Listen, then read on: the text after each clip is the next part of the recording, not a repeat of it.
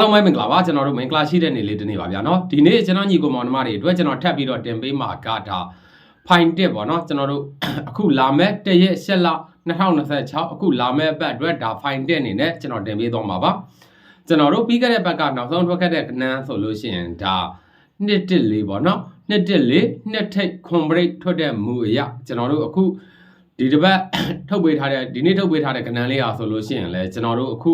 လာမဲ့ဘက်အတွက်ထွက်ဖို့လားလာရန်ကောင်းတဲ့ကဏ္ဍလေးကျွန်တော်ကိုယ်တိုင်ရွေးပြီးတော့ထုတ်ပေးထားပါတယ်เนาะကျွန်တော်ညီကိုမောင်နှမတွေအနေနဲ့လည်းအကြိုက်တူလို့ရှိရင် like ကစားပါเนาะမကြိုက်လို့ရှိရင်လည်းကြော်သွားလိုက်လို့ရပါတယ်ဒါကျွန်တော်တို့အခုလာမဲ့ဘက်အတွက်ဒါပထမအဦးဆုံးအနေနဲ့တင်ပေးခြင်းဖြစ်ပါတယ်ဗျာเนาะကဲကျွန်တော်တို့ကဏ္ဍဝေတဲ့ပုံစံလေးအရင်တစ်ချက်ကြည့်လိုက်အောင်เนาะကဲကျွန်တော်တို့ပထမဦးဆုံးအနေနဲ့ထိပ်စီးယူတဲ့ site လေးကိုကျွန်တော်အရင်ပြပေးမယ်เนาะ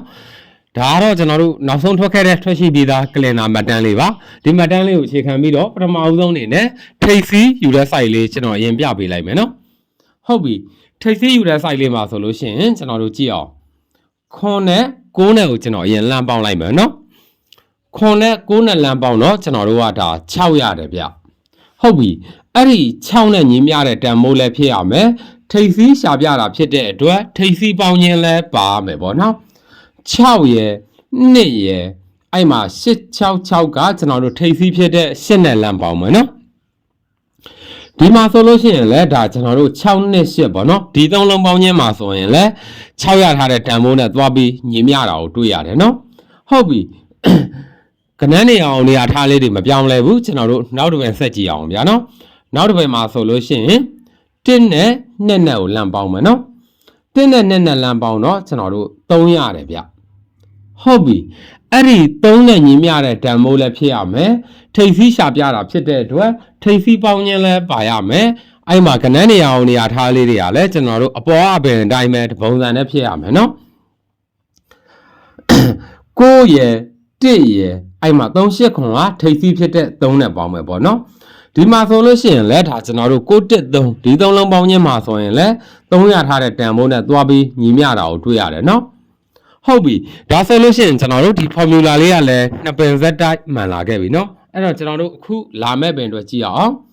အခုလာမဲ့ပင်မှာဆိုလို့ရှိရင်8နဲ့9နဲ့လမ်းပေါင်းတော့ကျွန်တော်တို့3ရတယ်နော်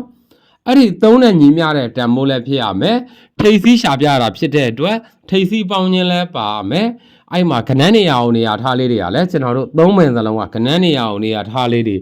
ဒီပုံစံနဲ့ဖြစ်ဖို့လိုတယ်ဗျာနော်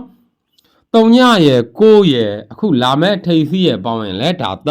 3ရမှာပေါ့နော်3ညရယ်9ရယ်4ရယ်ပေါင်းမှာဒါကျွန်တော်တို့က3ရမှာဆိုတော့ထိပ်စီးအနေနဲ့ဒါကျွန်တော်တို့4ရတယ်ဗျာနော်အဲ့မှာကနန်းနေရာအောင်နေရာထားလေးတွေကောင်းတယ်နော်စိုက်ကလေးကလည်းလှတယ်ဗျအားတော့ကျွန်တော်ထိပ်စီးရှာပြတဲ့စိုက်လေးပါနော်ထိပ်စီးအနေနဲ့ကတော့ကျွန်တော်တို့4ရတယ်ဗျကနန်းနေရာအောင်နေရာထားလေးတွေကောင်းတယ်စိုက်ကလေးကလည်းလှတယ်နော်ကဲဟုတ်ပြီကျွန်တော်တို့ထိပ်စီးပြီးသွားပြီဆိုတော့ခါလေတိုင်းရဲ့နောက်ပိတ်ရဲ့ကြံအောင်မယ်နော်ကဲထိပ်စီးပြီးသွားပြီဆိုတော့ကျွန်တော်တို့ခါလေတိုင်းယူတဲ့ပုံစံလေးအရင်တစ်ချက်ထပ်ကြည့်လိုက်ရအောင်နော်ကဲဒါကတော့ကျွန်တော်ခါလေတိုင်းဆက်ပြီးတော့ရှာပြမယ့်ဆိုင်လေးပါနော်ကျွန်တော်တို့ခါလေတိုင်းယူတဲ့ပုံစံလေးတစ်ချက်ကြည့်လိုက်ရအောင်ဗျာနော်ခါလေတိုင်းယူတဲ့ဆိုင်လေးမှာဆိုလို့ရှိရင်3ညနဲ့9နဲ့ကိုကျွန်တော်အရင်လမ်းပေါင်းလိုက်မယ်နော်3ညနဲ့9နဲ့လမ်းပေါင်းတော့ကျွန်တော်တို့က9ရတယ်ဗျဟုတ်ပြီအဲ့ဒီ9နဲ့ညီမျှတဲ့တန်မိုးလည်းဖြစ်ရမယ်ခါလေတိုင်းရှာပြတာဖြစ်တဲ့အတွက်ခါပေါင်းခြင်းလည်းပါရမယ်ပေါ့နော်ခွန်ရယ်6ရယ်အဲ့မှာ866ကကျွန်တော်တို့ခါလေတိုင်းဖြစ်တဲ့6နဲ့ပေါင်းမယ်ဗျာနော်ဒီမှာဆိုလို့ရှိရင်လည်းဒါကျွန်တော်တို့ခွန်66ဒီသုံးလုံးပေါင်းခြင်းမှာဆိုရင်လည်း900ထားတဲ့တန်ဖိုးနဲ့သွားပြီးညီမျှတာကိုတွေ့ရတယ်နော်ဟုတ်ပြီကနန်းနေအောင်နေရာထားလေးတွေမပြောင်းလဲဘူးကျွန်တော်တို့နောက်တစ်ပင်ဆက်ကြည့်မယ်နော်နောက်တစ်ပင်မှာဆိုလို့ရှိရင်3ညနဲ့9နဲ့ကိုကျွန်တော်လမ်းပေါင်းမယ်နော်3ညနဲ့9နဲ့လမ်းပေါင်းတော့ကျွန်တော်တို့ကဒါ9ရတယ်ဗျဟုတ်ပြီအဲ့ဒီ9နဲ့ညီမျှတဲ့တန်ဖိုးလည်းဖြစ်ရမယ်ခါပေါင်းခြင်းလည်းပါရမယ်အဲ့မှာကနန်းနေရာအောင်နေရာထားလေးတွေကလည်းအပေါ်ကအပင်တိုင်းတပုံစံနဲ့ဖြစ်ရမယ်နော်1ရယ်6ရယ်အဲ့မှာ38ခွန်ကခါလေတိုင်းဖြစ်တဲ့8နဲ့ပေါင်းမယ်နော် ဒီမှာဆိုလို့ရှိရင်လည်းဒါကျွန်တော်တို့168ဒီ3လုံးပေါင်းခြင်းမှာဆိုရင်လည်း900ထားတဲ့တန်ဖိုးနဲ့သွားပြီးညီမျှတာကိုတွေ့ရတယ်နော်ဟုတ်ပြီဒါဆိုလို့ရှိရင်ကျွန်တော်တို့ဒီ formula လေးကလည်းနှစ်ပင်ဇက်တိုက်မှန်လာခဲ့ပြီနော်အဲ့တော့ကျွန်တော်တို့အခုလာမဲ့ပင်အတွက်ကြည့်ရအောင်အခုလာမဲ့ပင်မှာဆိုရင်9နဲ့1နဲ့လမ်းပေါင်းတော့ကျွန်တော်တို့8ရတယ်ဗျာနော်အဲ့ဒီ8နဲ့ညီမျှတဲ့တန်ဖိုးလည်းဖြစ်ရမယ်ခါပေါင်းခြင်းလည်းပါရမယ်အဲ့မှာကဏ္ဍနေရာအောင်နေရာထားလေးတွေက3ပင်စလုံးကကဏ္ဍနေရာအောင်နေရာထားလေးတွေတပုံစံနဲ့ဖြစ်ရမယ်နော်8ရယ်4ရယ်အခုလာမဲ့ခါလေတိုင်းရယ်ပေါင်းရင်လည်းဒါကျွန်တော်တို့8ရမှာပေါ့နော်8ရယ်4ရယ်6ရယ်ပေါင်းမှာဒါကျွန်တော်တို့က8ရမှာဆိုတော့ခါလေတိုင်းနေနဲ့ဒါကျွန်တော်တို့6ရတယ်ဗျာနော်ဒါကတော့ကျွန်တော်ခါလေတိုင်းတွက်ပြတဲ့ site လေးပါနော်ကဏ္ဍနေရာအောင်နေရာထားလေးတွေကောင်းတယ်ဒီ site လေးရတယ်တကယ်ကိုလှတယ်ဗျဒါကတော့ကျွန်တော်ခါလေတိုင်းရှာပြတဲ့ site လေးပါနော်ဒါဆိုလို့ရှိရင်ကျွန်တော်တို့ကထိပ်စီးလည်းရသွားပြီခါလေတိုင်းလည်းရသွားပြီเนาะထိပ်စီးအနေနဲ့ကတော့ကျွန်တော်တို့4ရတယ်ဗျခါလေတိုင်းအနေနဲ့ကတော့ကျွန်တော်တို့6ရပါတယ်เนาะဟုတ်ပြီဒါဆိုလို့ရှိရင်ကျွန်တော်တို့နောက်ပိတ်ယူတဲ့ပုံစံလေးတစ်ချက်ထပ်ကြည့်လိုက်အောင်เนาะကဲကျွန်တော်ရှေ့ဗီဒီယိုဖိုင်တွေမှာထိပ်စီးနဲ့ခါလေတိုင်းကိုကျွန်တော်ရှာပြပေးခဲ့ပြီးပြီเนาะကျွန်တော်တို့အခုနောက်ဆုံးအနေနဲ့ဒါအပိတ်ယူပြမဲ့ site လေးပါဗျာเนาะနောက်ပိတ်ယူတဲ့ site လေးတစ်ချက်ကြည့်လိုက်အောင်เนาะအပိတ်ယူတဲ့ site လေးမှာဆိုလို့ရှိရင်3ညရယ်2ရယ်6ရယ်ပေါ့နော်ကျွန်တော်ဒီ3လုံးကိုကျွန်တော်အရင်လမ်းပေါင်းလိုက်မယ်3ညနဲ့6ပေါ့နော်3ညနဲ့6ဒီ3လုံးပေါင်းခြင်းမှာဆိုလို့ရှိရင်ကျွန်တော်တို့8ရတယ်ဗျဟုတ်ပြီကဏ္ဍနေရာအောင်နေရာထားလေးတွေမပြောင်းလဲဘူးကျွန်တော်တို့နောက်တစ်ပင်ဆက်ကြည့်မယ်နော်နောက်တစ်ပင်မှာဆိုရင်လည်း3ညရယ်1ရယ်ခွန်ရယ်ပေါ့နော်အဲ့မှာကဏ္ဍနေရာအောင်နေရာထားလေးတွေကအပေါ်အပင်အတိုင်းပဲတပုံစံနဲ့ဖြစ်ရမယ်နော်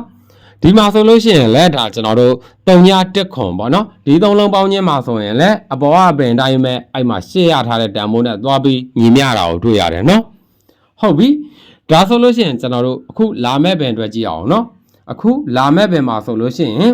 ခွန်ရယ်9ရယ်3ညရယ်ပေါ့နော် sorry ခွန်ရယ်9ရယ်အခုလာမဲ့အပိတ်ရယ်ပေါ့နော်ဒီ3လုံးပေါင်းရင်လည်းဒါကျွန်တော်တို့8ရရမှာပေါ့ခွန်ရယ်9ရယ်2ရယ်ပေါင်းမှာဒါကျွန်တော်တို့က8ရမှာဆိုတော့အပိတ်အနေနဲ့ကျွန်တော်တို့2ရတယ်ဗျာနော်အဲ့မှာ3ပဲစလုံးကခဏနေအောင်နေရာထားလေးတွေကျွန်တော်တို့တပုံစံနဲ့ဖြစ်ဖို့လိုပါတယ်နော်ဒီ site လေးကလည်းတကယ်ကိုကောင်းပါတယ်နော်ဒါကတော့ကျွန်တော်နောက်ပိတ်ရှာပြတဲ့ site လေးပါနော်နောက်ပိတ်အနေနဲ့ကတော့2ရပါတယ်ဟုတ်ပြီဒါဆိုလို့ရှိရင်ကျွန်တော်တို့အခုလာမဲ့တရက်7လ2026ပေါ့နော်အခုလာမဲ့ဘက်အတွက်ကျွန်တော်ညီကောင်မောင်နှမတွေအတွက်ကျွန်တော်ဒီနေ့ထုတ်ပေးထားတဲ့ကဏ္ဍအားဆိုလို့ရှိရင်ထိပ်စီးအနေနဲ့ကကျွန်တော်တို့4ရတယ်ခါလေတိုင်းအနေနဲ့ကတော့6ရတယ်ဗျာနော်အပိတ်အနေနဲ့ကတော့ဒါကျွန်တော်တို့2ရပါတယ်ကျွန်တော်ဒီနေ့ထုတ်ပေးထားတဲ့ site လေးရသတိတီတစ်ခွက်ကောင်းဒါကျွန်တော်ညီကောင်မောင်နှမတွေအတွက်462ပါဗျာနော်အကြိုက်တူမှလိုက်ကစားပါမကြိုက်လို့ရှိရင်လည်းကြော်သွားလိုက်လို့ရပါတယ်ဗျာနော်ဒါကျွန်တော် channel အသက်ပါเนาะကျွန်တော်ရဲ့ဗီဒီယိုပုံမှန်ဝင်ကြည့်နေကြမိတ်ဆွေတွေရောအခုမှဝင်ကြည့်တဲ့မိတ်ဆွေတွေရောကျွန်တော်နောက်ထပ်တင်မိတ်မဲ့ကဏ္ဍတွေကိုချိန်နဲ့တပြေးညီသိရအောင်ကျွန်တော်ရဲ့ channel ကိုဒီ subscribe ဆိုတဲ့ဘတန်ရဲ့ဘေးကဒီ notification လောင်းလေးကိုနှိပ်ခဲ့ဖို့တောင်းဆိုပါတယ်เนาะအဲ့လိုနှိပ်ထားမှသာကျွန်တော်နောက်တင်မိတ်မဲ့ကဏ္ဍတွေကကျွန်တော်ညီကောင်မောင်နှမတွေဒီကိုအော်တိုရောက်လာမှာပါအဲ့လိုမှနှိပ်မထားဘူးဆိုလို့ရှိရင်เนาะကြော်သွားတဲ့ကဏ္ဍတွေလည်းရှီကောင်းရှီလာနိုင်တယ်เนาะဒါဖိုင်တက်အနေနဲ့ကျွန်တော်တင်ပေးခြင်းဖြစ်ပါတယ်အခုလာမယ့်ဘက်တွေပေါ့နော်ဒီတစ်ပတ်မှာဆိုလို့ရှိရင်เนาะကျွန်တော်ခုနှစ်ခွက်ပြည့်အောင်တင်ပေးမယ်လို့ကျွန်တော်မှန်းထားတယ်เนาะဒါကတော့အခုမှတစ်ခွက်ပဲရှိပါသေးတယ်ကျွန်တော်ရဲ့ဗီဒီယိုဖိုင်ကိုဝင်ရောက်ကြည့်ရှုတဲ့ကျွန်တော်ညီကောင်မောင်နှမတွေအနေနဲ့ရောဘယ်ရက်ဒေတာနေပြီးတော့ဝင်ရောက်ကြည့်ရှုနေလဲဒါလေးလည်းကျွန်တော်ဒီဗီဒီယိုရဲ့ comment box မှာမှတ်ခဲ့ပေးပါဦးเนาะကျွန်တော်ညီကောင်မောင်နှမတွေရဲ့ comment တွေကိုကျွန်တော်အများအားဖတ်ပါတယ်လေးထားပါတယ်เนาะကဲကျွန်တော်ညီကောင်မောင်နှမတွေအားလုံးစိတ်ချမ်းသာခြင်းကိုယ်ကြီးကျန်းမာခြင်းနဲ့ပြည့်စုံကြပါစေပေါက်ကနန်းတွေလည်းရရှိကြပါစေလို့ကျွန်တော်ကိုမျိုးရဲနေဆုတောင်းပေးလိုက်ပါတယ်ဗျာเนาะ